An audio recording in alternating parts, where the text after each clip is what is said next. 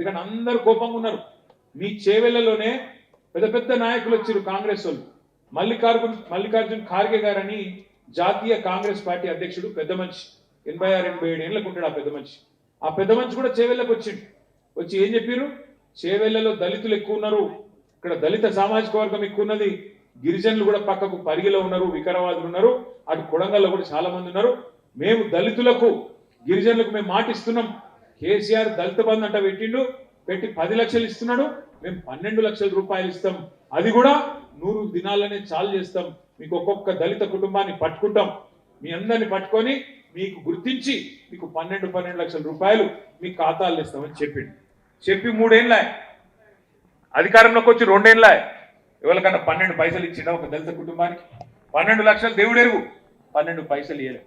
అట్లా దళితులు గిరిజనులు అట్లా కోపంగా ఉన్నారు.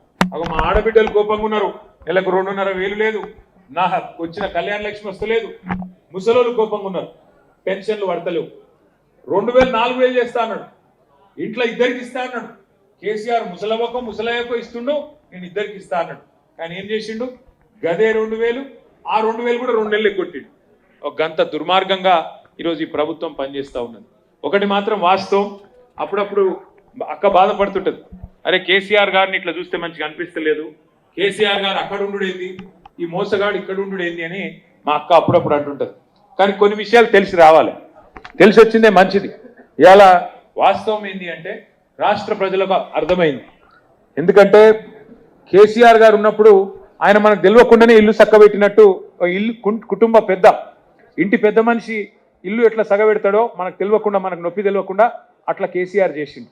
కరెంటు మంచిగా చేసిండు, సాగునీరు మంచిగా చేసిండు, తాగునీరు మంచిగా చేసిండు, పేదవాళ్ళకు స్కీములు ఇచ్చిండు, కడుపులో పెట్టుకొని చూసుకున్నాడు, గరీబోళ్లను మంచిగా చూసుకున్నాడు కేసీఆర్.